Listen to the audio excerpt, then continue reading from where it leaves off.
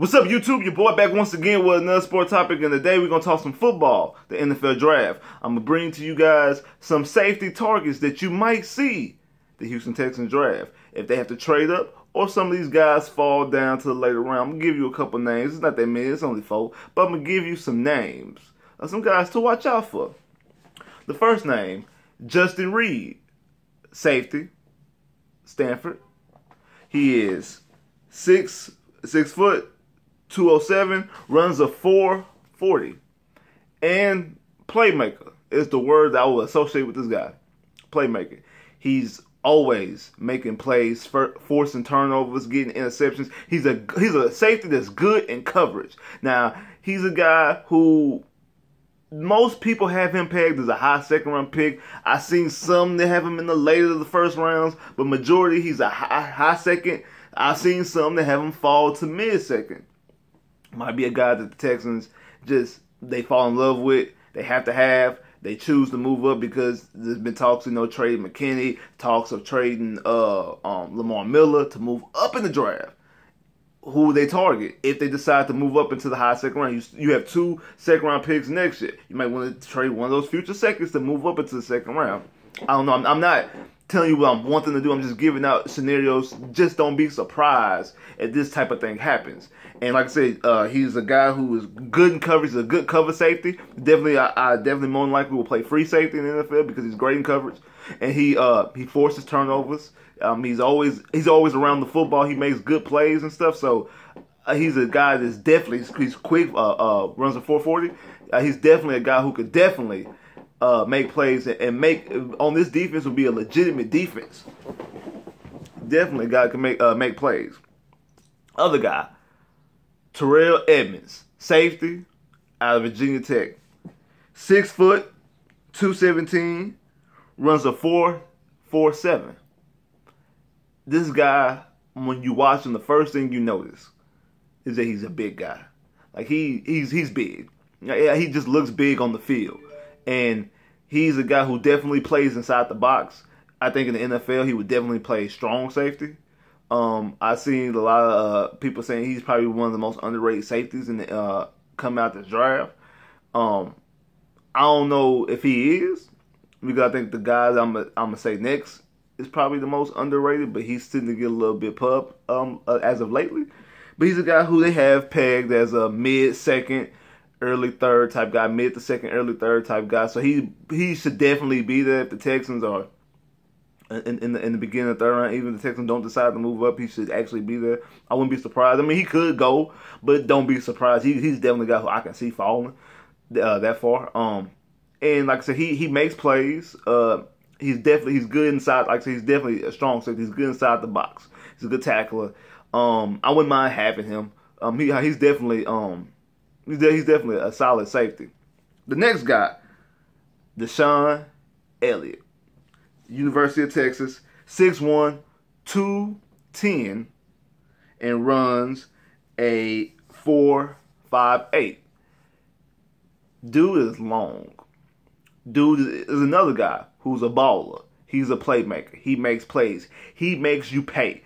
He forces quarterbacks to make mistakes, and then he also punishes quarterbacks for making mistakes. You know how sometimes a quarterback can underthrow or overthrow a receiver?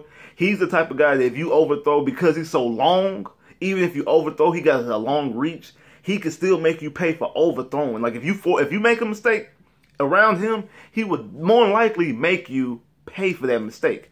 Like I said, he's mostly a guy that people consider a 3rd to 4th round safety. I've seen some talk as of lately just having him getting pushed up and up and up towards the higher the 3rd round, latter of the 2nd round. I hope that's not the case because I want the Texans I want him to fall to the Texans around one of their 3 picks, because most of the time, most draft simulators that I've used and actually seen people use have gotten DeShawn Elliott with the 4th pick, with a 4th round pick, or the last 3rd round pick. So to see him now getting pushed up is kind of alarming as a Texans fan, because I actually want him. Like, it's probably all the safeties. He's the safety I want the most, because I could definitely see him fitting in this defense as long as he is. And with the guys that we have around with the front and the other guys in secondary, and of course Rat coaching the defense, I think he can definitely make plays. And I mean, if you don't think he can make plays, ask who a lot of people think is the #1 pick in the draft, Sam Darnold.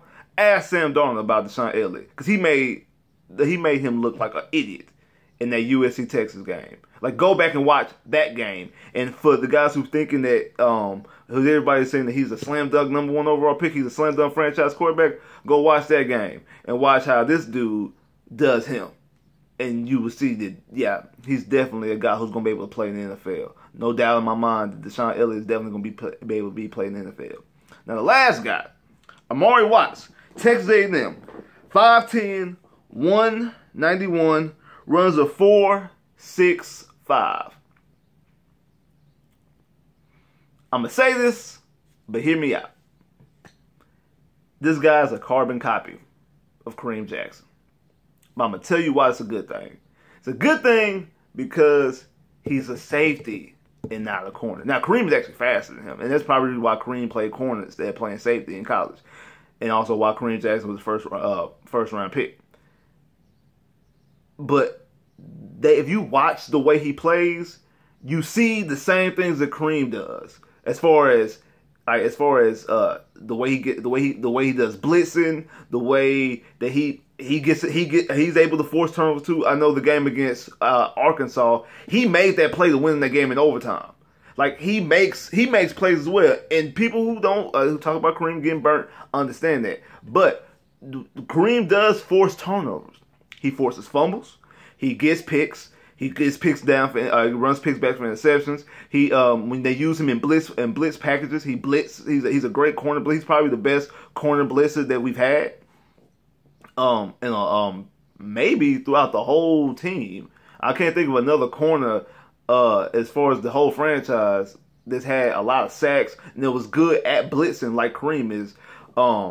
As doing corner blitzing, but this guy plays safe, and I've been saying that for long as all the Kareem people who bash on Kareem. Now, I get that. I get Kareem as a cover is bad, it's terrible. But as I've always said, that he's a safety playing. He's playing out of position. He's playing the wrong position. He needs to be playing strong safety, because you put anything in front of Kareem, Kareem can stop anything in front of him. When things behind him, he can't do that.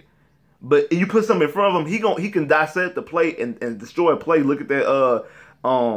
The forced fumble that he had on Joe Mixon. Like I say, Clowney, the #1 overall pick, had containment outside, but he rushed the passer instead of holding his containment. That allowed Joe Mixon to hit that edge. And because of Clowney's mistake, Kareem had to come and force a fumble. Now, it ended up working out good because Kareem forced the fumble. We got the fumble, ran it back all the way. I think we got a field goal out of that drive, but it shouldn't have happened, because Clowney should have had contained and should have stopped Mixon before Mixon hit the line of scrimmage. That's how. Because if Kareem wasn't there, Mixon could have scored a touchdown. Anything could have happened. So, but Kareem does it a lot. Kareem forces a lot of turnovers. He gets a lot. He plays. That's why he needs to be playing inside. He needs to be playing strong safety. That's what they should do this season, is move him in the strong safety. And I know people are like, why are you talking about safety? We just signed Honey Badger. We gave Hyle a contract extension last year. Understand that. But remember, Honey Badger's on a 1-year deal. Even Honey Badger balls out, because we don't know. Hopefully we can get this thing done with Clowney, which I think we're going to get done. If we get that done with Clowney, then we have to worry about, if we can't come to terms with a contract with Honey Badger, that we have that franchise tag held in our back pocket. We don't want to be like the Rams. The Rams have a whole bunch of people next year that's going to be up for on 1-year deals. They got Sue, they got Joyner, they got Peters, they got Cook. They got all these guys ready on 1-year deals, and then they're going to eventually have to pay Gurley. They got to pay. I think Gurley might have another year left after this year, but you still want to start paying him. And then because he's a running back, and you don't want that running back market like Zeke money to get out of hand. You also going to have to pay Golf eventually. So they're going to be in a situation money wise that you don't want to be in. So that's why I draft a safety now. I believe that even though we got these guys, I believe that they're going to attack corner and safety. More than likely, safety. I would not be surprised if they draft a safety and don't draft a corner. And I won't be surprised if they draft 2 safeties. I would not be surprised at that. I wouldn't be surprised if they draft a guy who they feel can be a strong and a guy who they feel to be a free safety. Because with Honey Badger and Hal, both of them, their natural position in college was corner. Now, they're better at safeties in the NFL than they would be a corner, but that means you can still use them as corners in certain defensive packages. You can use them to cover the slot. You can use them in dime situations and nickel situations to be a nickel corner. And if you do that, say you have somebody like Elliott or somebody like Reid to be in the play back and be in the center field. Just think about that defense. You got that front with JJ and Clowney and Merciless and Covington and Zach Cunningham and Dylan Cole. You have possibly the cool Honey Badger out there, and then you get one of these guys out here like Elliott or Reid or Munns or what? You can actually, like, this, just the things that Rat can do with these type of players. And I can tell you this right now, watching both corners and safeties at this draft, I'm much more impressed with the safety play and the safety talent in this upcoming draft. I'm way more impressed with the safeties. I like a lot of these safeties. The corners, I'm more lukewarm on the corners, to be honest with you. And that's the reason why I could definitely see them getting safeties more than they're getting corners. And that's the reason why some of these safeties, why the only safety we've really heard about getting signed is Honey Badger, because it's so deep in the safety draft that you can get safeties. Like I said, like Watts is looked at as a 3rd to 5th round. That's mostly because of his speed. He runs a 4.68, so that's more because of his 40 time. But if you put him in the box, he good. You playing him in strong safety, like he's making plays. He makes plays. You can blitz him, like he said. He plays physical. He's a physical safety. So I wouldn't mind having him, but like I said, the person I would want the most is Elliott. I would definitely take Elliott because I would love to have Elliott in this type of defense. And then even if you do re-sign Honey Badger and re-sign Hal, you can never have too many DBs. You can never have too many corners. You can never have too many safeties because the way the NFL is now, this is a passing league. You can never have too many guys in the secondary on their back end, and that's been the problem all last year. Was our defense majority the back end? Even when we had pressure in that time in that Patriots game, safeties gave up. Even when we were playing well against Seattle, we really weren't playing Seattle defensively, but you get the drift. Allowing safeties. Allowing big plays against the Colts and T.Y. Hilton. T.Y. Hilton has burnt us his whole career as a Texan. That needs to end. Even when we had top 5, top 10 defenses. The only time I think it was the year we was number 1 defense. That's the only time you didn't hear nothing out of T.Y. Other than that, T.Y.'s always made plays on us. We need to shore up that back end. Safety play has been bad since we lost Glover Quinn. Real talk. It's just what it is. Like, share, subscribe if you haven't. Comment below if you haven't clicked that bell to get my videos. Like I said, I got videos on running backs. Go check them out. Got videos on corners. Check that out. Got videos on tight ends. Go check that out. Go check out all my videos if you haven't. Subscribe if you haven't. Tell other people to subscribe if you haven't. If you already subscribed, tell your friends to subscribe to me. Like, share, comment, do all that nice, fine, good stuff. Help your boy get to that 1,000 subscribes, man. Holla at me.